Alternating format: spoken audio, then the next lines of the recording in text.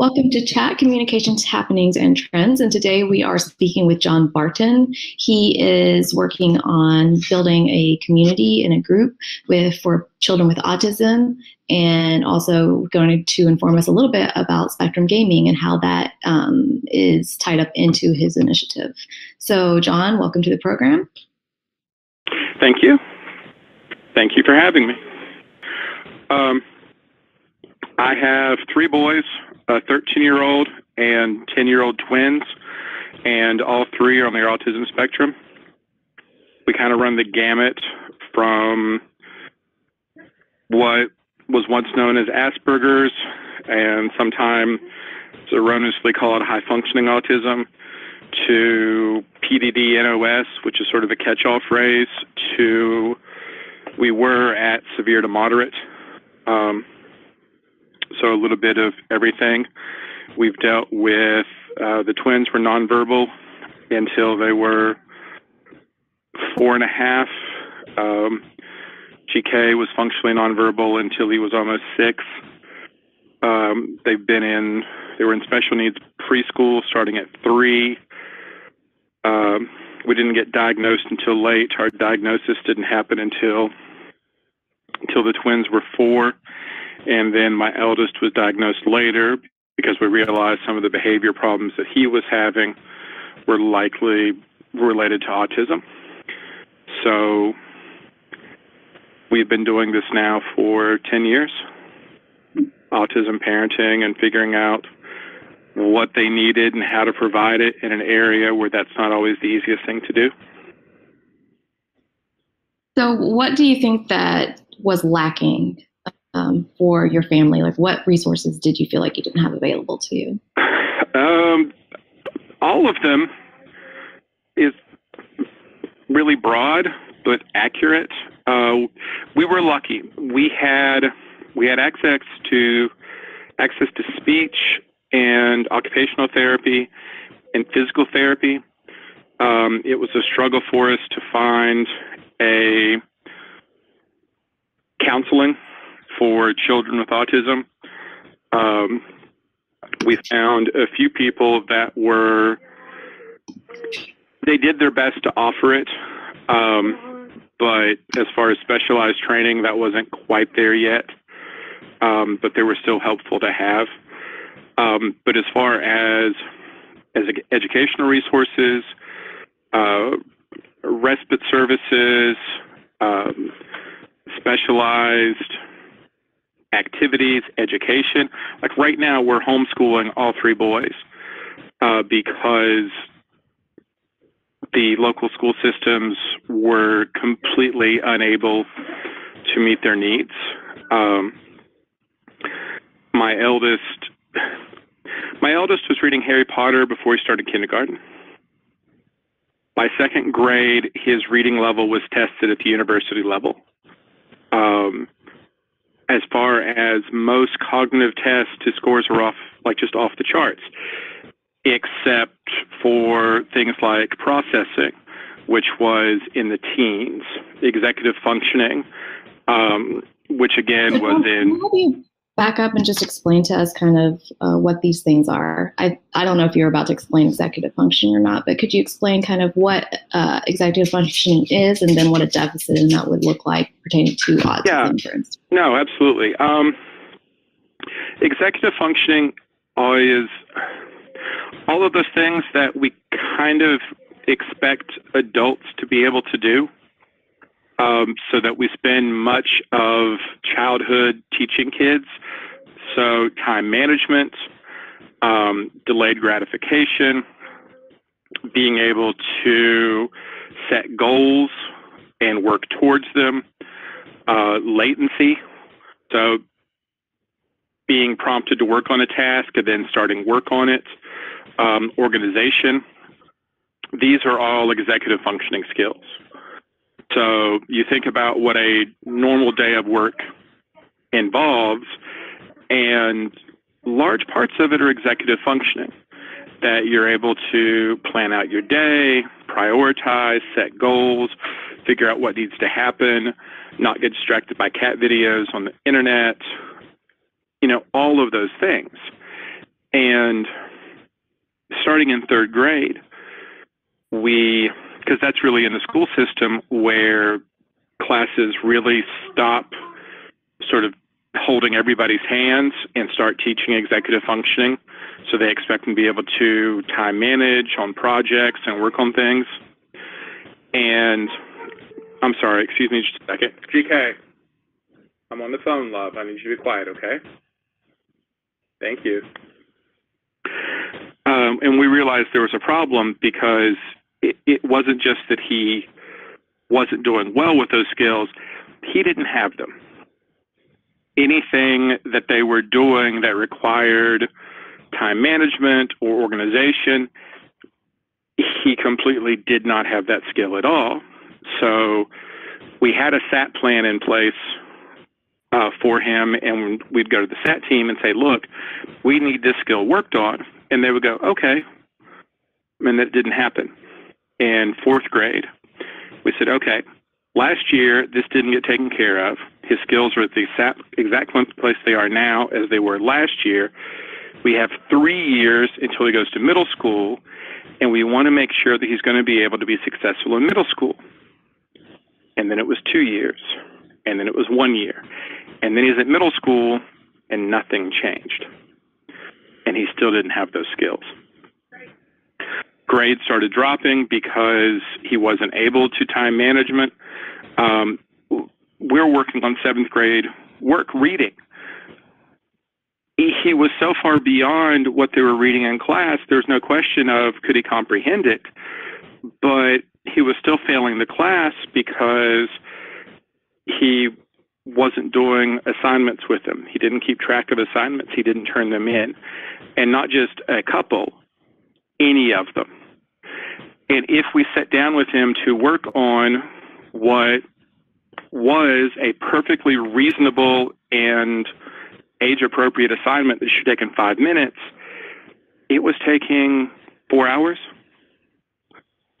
because he couldn't stay focused on it and just continue working through it. So this is part of it prompted you guys to homeschool your kids. All 3 of our boys were in the same school system. Mm-hmm. Early in the year, one of our twins was injured at school. Came home with a oddly shaped burn on his arm, almost like a brand, about the size of a quarter, 2 quarters. He elopes, he runs off. He did a lot at the time. So one of his accommodations for his IEP was that he should have somebody with him at all times. So that he was injured. There are accidents. Kids are clumsy. Okay. But we called the school and emailed them and said, hey, what happened? And they're like, oh, we don't know. We assume that happened at home. To this day, I don't know who he was with that day or how it happened. And the school has refused to tell me. I contacted CPS. CPS couldn't find it out. They agreed that it happened at school. There was no question of that. But they refused to cooperate with the CPS investigator. And while CPS couldn't find evidence of neglect, criminal neglect, they still agreed that it absolutely happened at school. I met with the principal who said, well, we read the CPS report, but we don't believe it. That's their opinion. They're entitled to it. We think it happened at home. Okay. I met with the school board and gave the information to them, explained to them what had happened. And they chose not to follow up with me. I met with the superintendent who said that the principal was entitled to his opinion. That was fine. And that while they didn't dispute the CPS report, that it didn't matter, you know, they didn't think they needed to change anything at the school. I asked them to guarantee his safety. They're like, well, we think he's safe enough. But they weren't willing to change anything. They weren't willing to let me know what had happened, how it happened. They claimed there was nothing at the school that could have possibly made this very uniquely shaped sort of hexagonal mark. I went to visit the school and looked at the playground. It took me less than 10 minutes to find a heating unit that was, for some reason, the venting on it was still warm to the touch, that had the exact pattern as the burn on his arm. Did you take photos? Yeah, I have photos of it. I pretty much shared them all over the place. I shared them with the principal. I shared them with CPS. I gave them to the school board. I gave them to the superintendent. And I shared them with local news media. One of the TV stations did a story for us. But in the end, went, you know what? He's not safe here, and we didn't realize exactly how toxic this system was for him. So we withdrew him from school. We were seeing some behaviors that we hadn't seen before. So when he was starting to regress in some of his skills, one of his therapists suggested that we take him to a counselor that she knew, and the counselor diagnosed him with a form of PTSD for school trauma. And so we had him treated for PTSD. We had an 8-year-old treated for PTSD because of stress and trauma that he suffered being in the school system. That's terrible. I'm very sorry to hear that, of course. So what is it that you've kind of, I guess, started, or what is it that you feel like you have available here for not just your own kids, but potentially other kids that also have autism? Okay,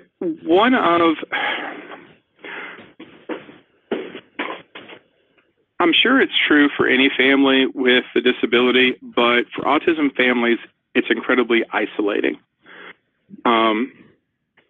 It's especially because 50% of kids with autism elope. They run off, they run away, either because they're trying to get away from something or because they're trying to get to something interesting. 90% of all deaths of autistic kids have to do with elopement. So it's a serious danger. And so autism families, there are the social aspects of where can you go where you're accepted, where can you go where you're safe. And because most of those families will practice safety and supervision constantly, that they always have their eyes on their children, it makes it difficult to talk with other parents. You don't really socialize with people.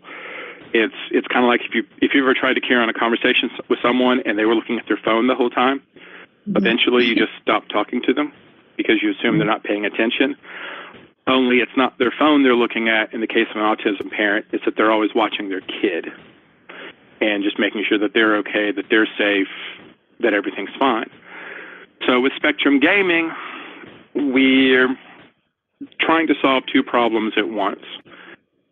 We're offering activity for the kids that is a preferred activity.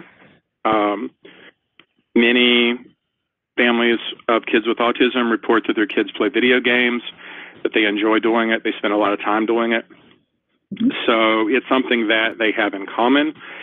And by choosing games that are multiplayer and that are collaborative or mildly competitive, then we can get them to play together.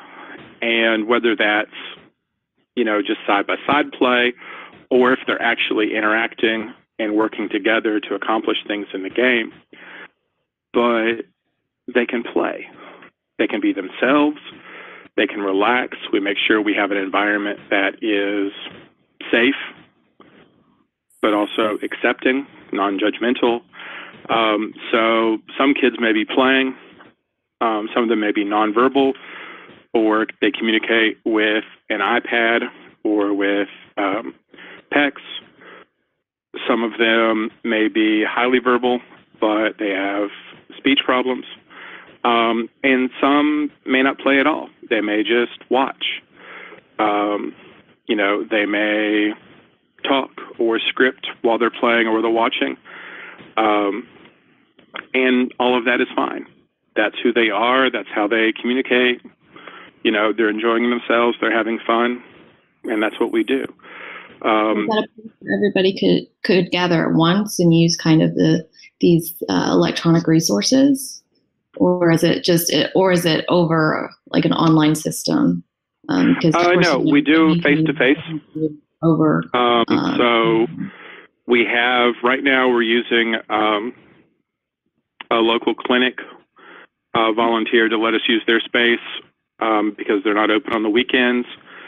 But just as easily, I've looked at using schools or public libraries, churches, really any place where any community group might sort of find a space. Because of our group, there are a few more requirements as far as space. We're a little more concerned with safety and supervision. So number of entrances and exits become an issue. How much stuff or clutter is around or available, or if it's safe. How many people does it take to supervise all the entrances and exits, that sort of thing. Just to make sure that the area is safe for everybody concerned. Also that there are some degree of noise canceling or soundproofing, that possibly there's a quiet room off to the side or a sensory room that we can adapt, just different things. Okay. Out of just curiosity, have you reached out to any gaming companies? Not yet. It's on my list of things to do. Right now I'm working on basically local support and reaching out beyond. I'm starting to reach out beyond that to looking to see what's outside. Just this week, I had somebody that was a special ed director from outside of Columbus contact me and be like, hey, I think this would be excellent for some of the kids in my area, but it looks like you're about 4 hours away. What can we do? So I was talking to them about sort of how the program works and how we might adapt it and some of the considerations. So how does the program work? I know you were talking about kind of the space that was needed, but how is it set up, and how many hours a day or a week or anything like that? And also, I don't know how long you've had this program established, but how if you've had it for a certain period of time where you can determine if there's been any improvement in these children's lives? Yeah, I'm running two programs. I'm running a Dungeons and Dragons group, so a tabletop role-playing game group for some teenagers that at one time would have been Asperger's, but largely they need help with critical thinking skills and executive functioning. So we're able to use a role-playing game as sort of a backdrop for a really insane simulated workforce. Like, yeah, the job at hand may be how do you defeat the 30-foot-tall troll, but you're still looking at what are our options, what resources do we have available, how do we use teamwork, what strategies do we have, how do we communicate what we're doing and work towards a common goal. It may not be the same thing as how do we do this report together, or, how do we build? But the skills are the same. They carry over. And with them, yes, I'm seeing a lot of growth. They're able to assess situations quicker. They're able to communicate better. There's less arguing about this is what I think we should do and that's what we have to do, to they're able to listen to each other more and take other people's suggestions. So with them, I'm seeing a lot of improvement and growth. With the video gaming group,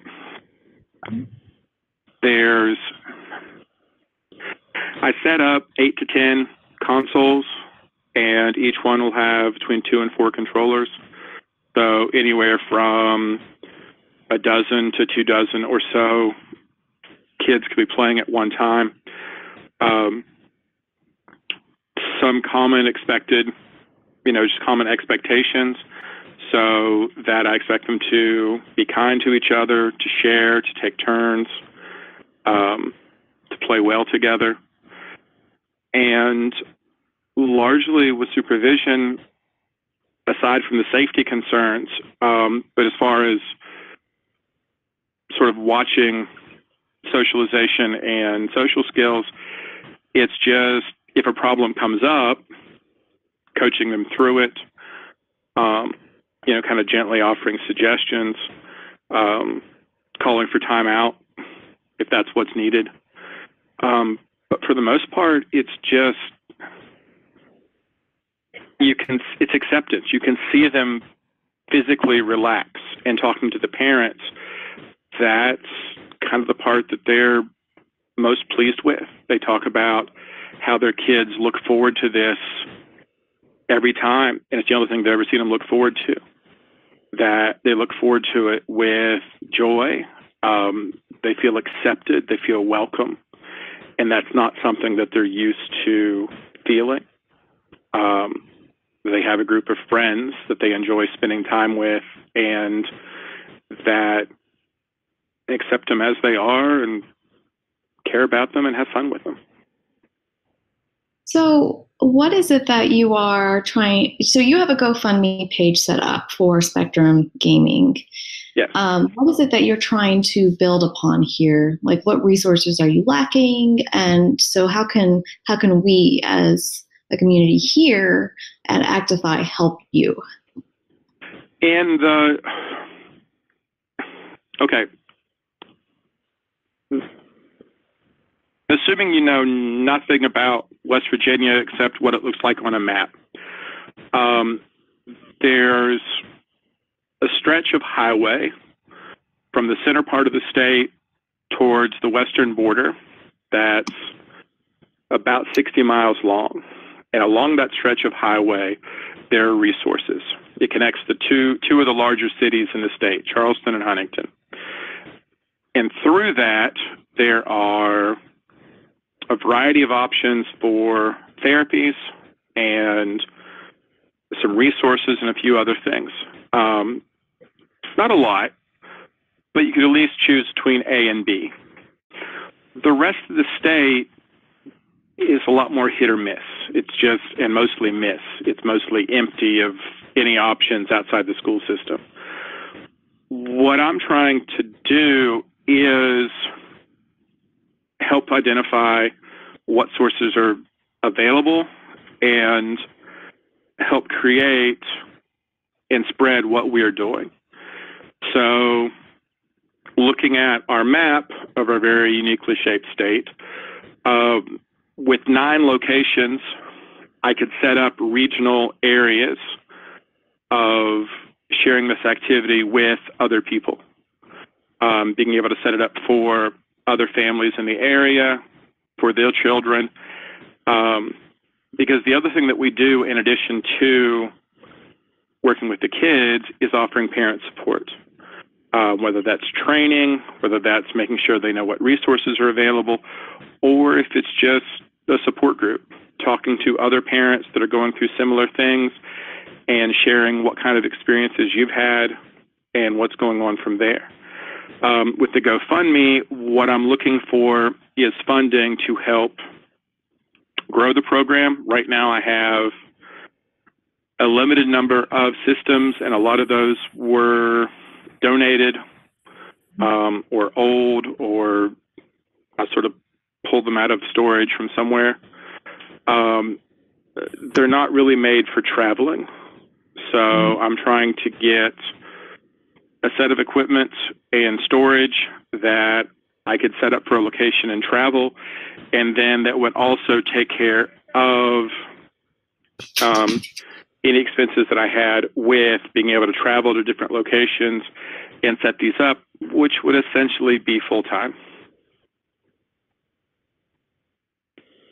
Like, you're talking about traveling, in some cases, 5 hours or more, and then setting up for the events and doing the rest. What I'm creating is a full-time job. Okay, great. So out of curiosity, is there a way to do in-kind donations, or is it just pure monetary? No. Any consoles, equipment,